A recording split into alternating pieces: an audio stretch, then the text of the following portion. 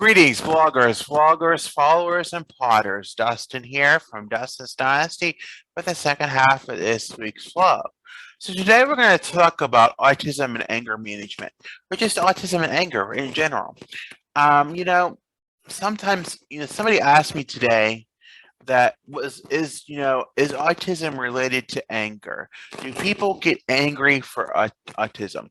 And that's a half question. Sometimes being autistic, we are prone to anger, but we also may have other mental health challenges that are beneath the autism and can be a cause of the anger too. But we must realize that autism is also a cause. We're prone to outburst, but they're not necessarily primary, uh, you know, uh, connected to the autism. So, sometimes, but getting into a fit of rage is, calm in 1 second and not in the other is it's very common. And sometimes, as a result, that can result into a diagnosis of bipolar disorder, and such. An autistic person may be given medicine to treat it if they wish to pursue that route. I did, and it's worked wonders for me. But that's a whole other vlog, a whole other time. So we'll get into that maybe another time. But I want to talk mostly about anger today. And we do have a multitude of feelings, but anger is the one that really presents itself when a person is challenged. And it's true, and especially for those who have. It's not just in those that are of a less support need.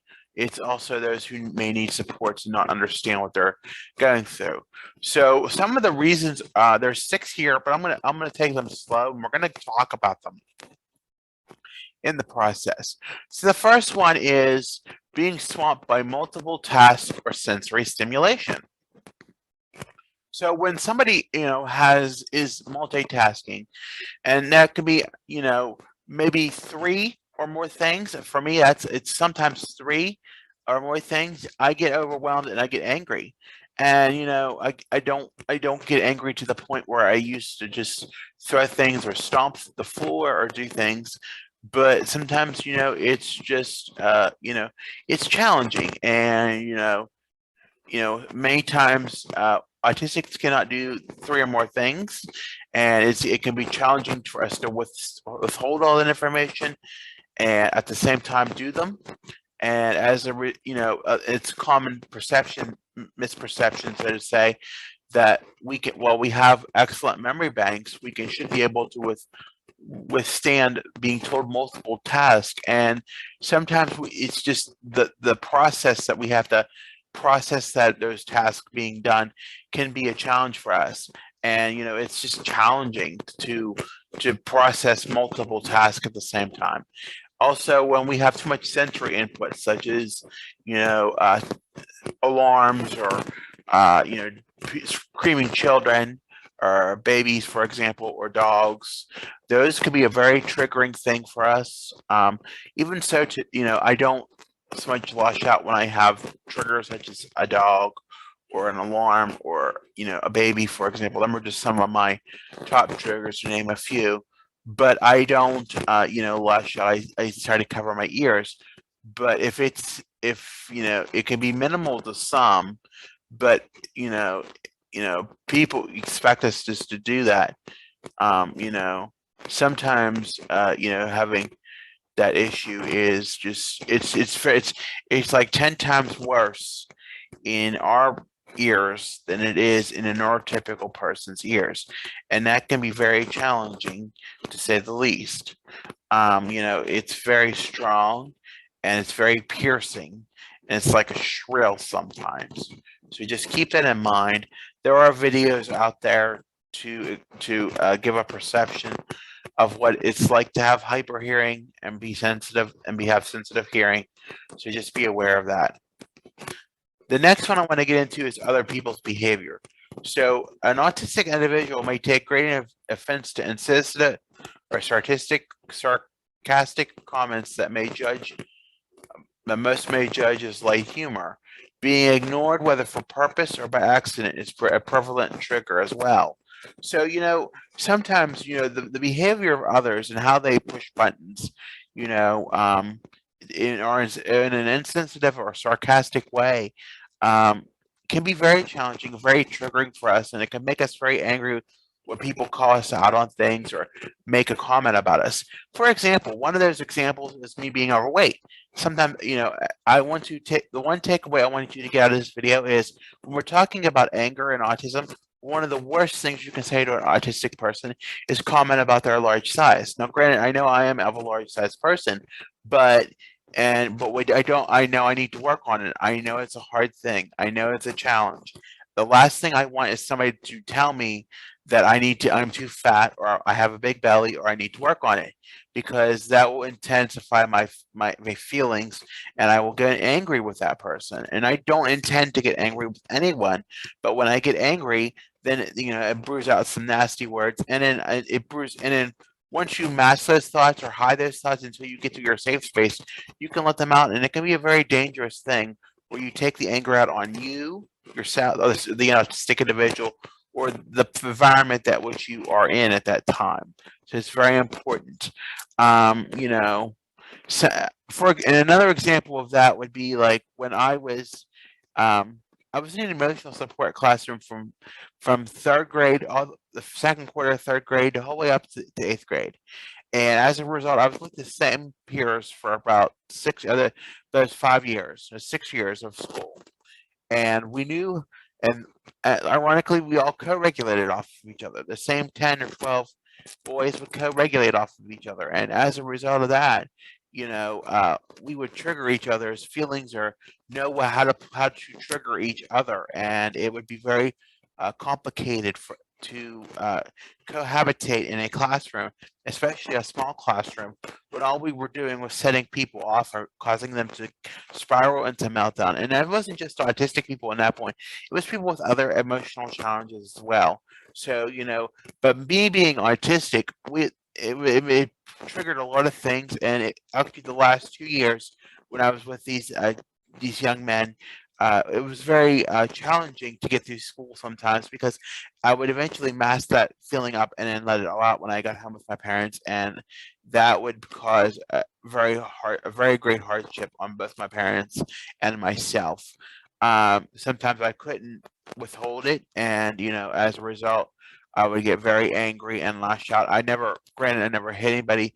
I would become verbally aggressive and lash out in verbal aggression, or be very cursing, or something similar to that. So it was very challenging to say the least, in the classroom. And when a classroom environment, when you're expected to sit and listen and take in the lecture, not have an outburst, that or not have that was a very challenging thing, or not openly speak without following proper form. Now, granted, there were some uh, accommodations made for that, but I think it was too many accommodations too late, and as a result, I ended up, uh, because of not only that, but because of other factors, I did eventually, after experiencing a year in residential treatment in another school district that did not have that level of classroom setting, I did learn to withstand the skills to get into a learning support classroom, which I did much better in because it was more adapted to learning at a slower pace, and I was more engaged by the content. So, it was very helpful to that um, effect. The next one is having routine and order disrupted, and sometimes individuals autism causes individuals to function very differently. Many subconsciously cope with stress by following strict daily regimens. Disrupting a routine means disrupting a coping mechanism for us. For those struggling with autism and anger, the organization of the room can be very much important to routine. Simply moving something around in their area or is causing a huge disruption. So same can be said for that, or it can be said for the fact that things don't go the way that you expect. and you having to change abruptly your maybe even your um, social construct, for example, where you have to learn how to communicate with somebody else that you're not used to, or or a different person. So you have to learn how to come quick with saying a different conversation to a different person rather than the person that you were expecting, or how you were expecting to interact with with that person, but you have to interact with a completely different person. Also, as far as putting things, organization is sometimes key. It's not always key, but we like to know where, if we don't have organization, we like to know where our things are at all times. And if our certain item that we are looking for is not in the place we left it, we get very angry sometimes, and I do too. So sometimes you have to realize that, I have to realize personally that because something is moved or I may not remember where it is, I can't get angry. But for many autistics, they have not instilled this skill yet of knowing to accept that you just got to look around. And there has been many things in my life that I have misplaced, that I've eventually found, but because I was so angry, I would get angry or lash out, mostly at my parents, but I would, lash out at them, and they would do nothing but try, and I would be so angry with them because it had to be right there, right now. This is how it has to be. But in my eyes, I was all I could see. I couldn't see any other option. I couldn't see us taking time to look around. Those are all things. And just as far as disrupting a routine, we have a plan, and when that plan gets uprooted, sometimes suddenly, and COVID has taught us a lot about plants being uprooted. It can be hard for us to adapt to getting into the new setting that we need to be in, and setting that social construct again. If that social construct, setting that social construct to getting where you need to be at that present moment, and not be where you were thinking about 5, maybe 10 minutes ago. It is a challenge. It's taken me a long time to master that. It's taken a lot of therapy, skills, training to get through there. Number four is the next one, and difficulties with employment and relationships, despite being intelligent in many areas. And I still face this challenge, even though I am employed for 12 years. I long for things just as much as the neurotypical employee. I guess for me, I've just accepted that, my talents and capabilities, while they are not overlooked, sometimes they are underappreciated, or I'm not as valued as much as an employee.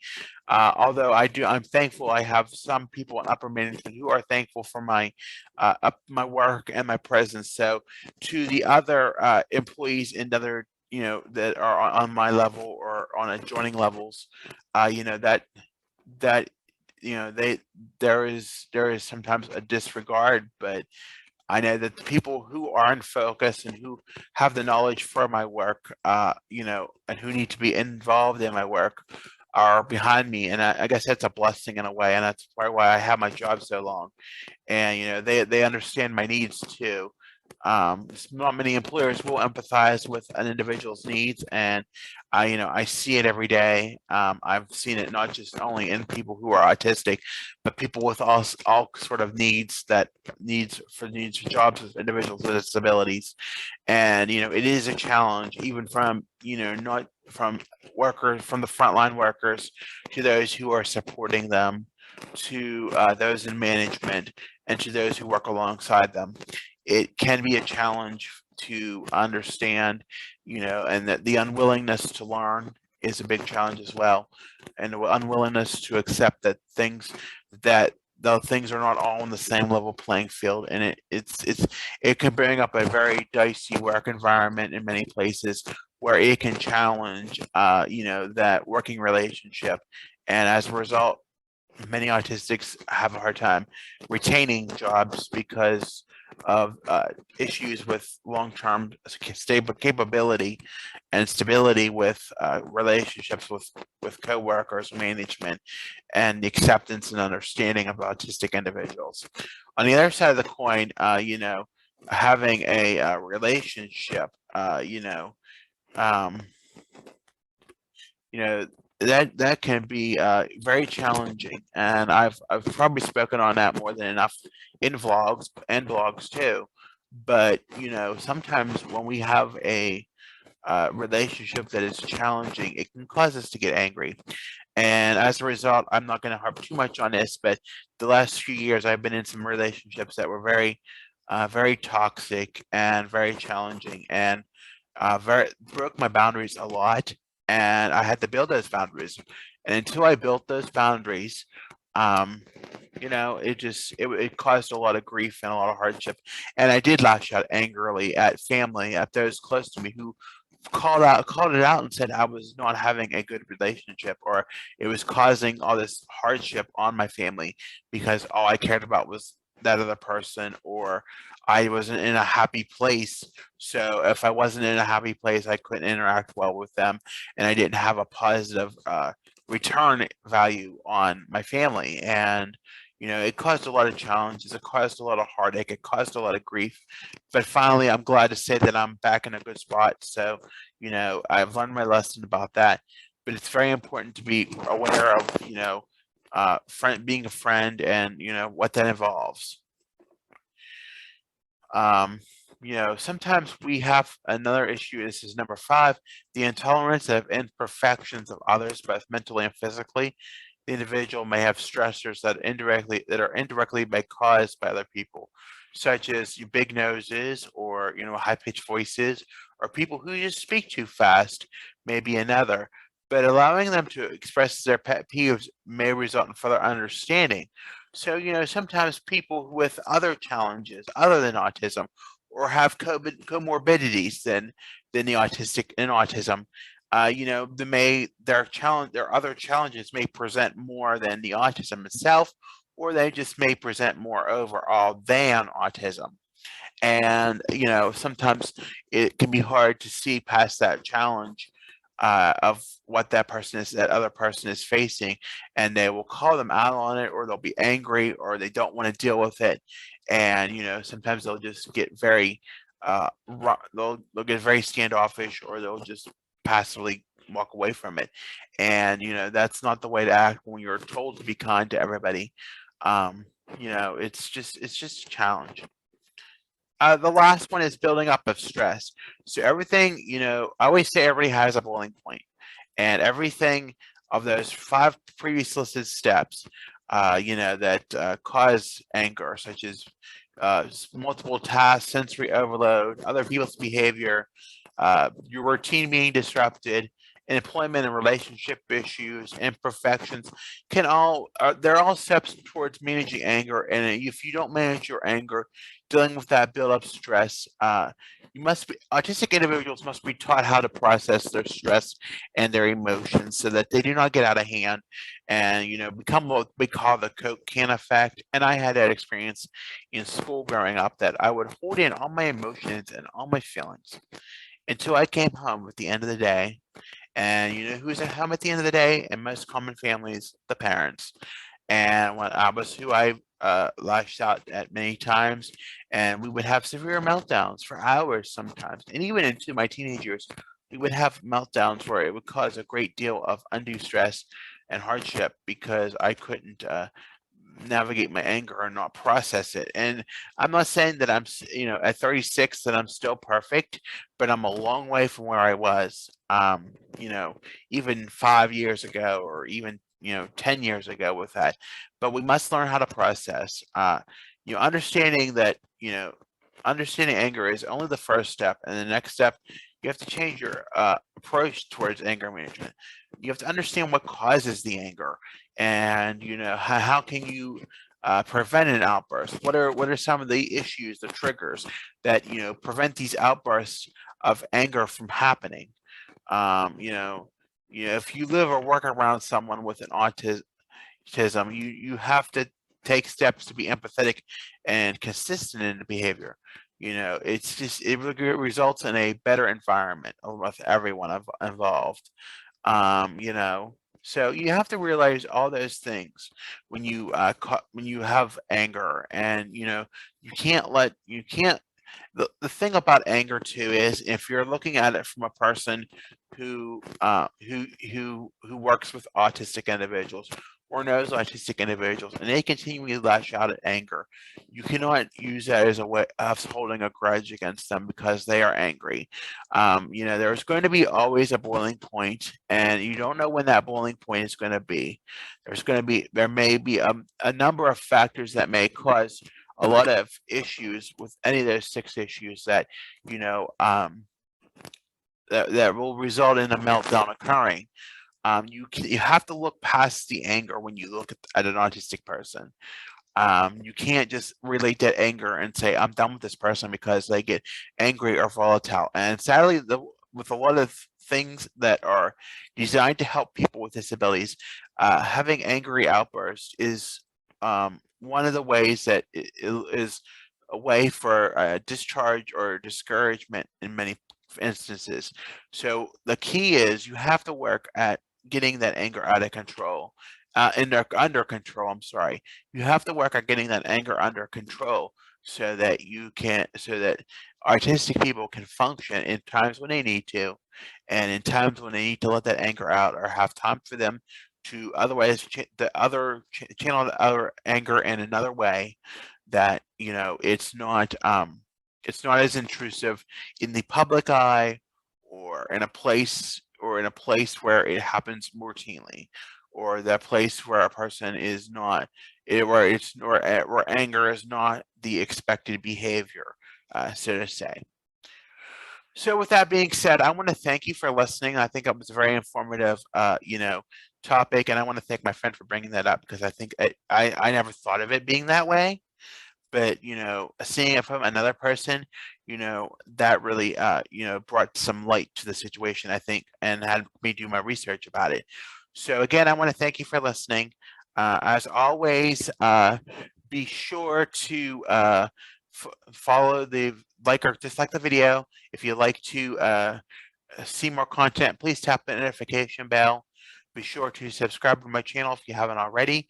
Always follow on in Instagram, Facebook, Twitter at Dustin's Dynasty, on the web at dustinsdynastyusa.com, on Pinterest and TikTok at Dustin's Dynasty ASD. This vlog post will be streamed to a podcast on Spotify and many other platforms at Dustin's Dynasty ASD. I want to thank you for listening. Have a good weekend, everyone. Enjoy your weekend, and bye for now.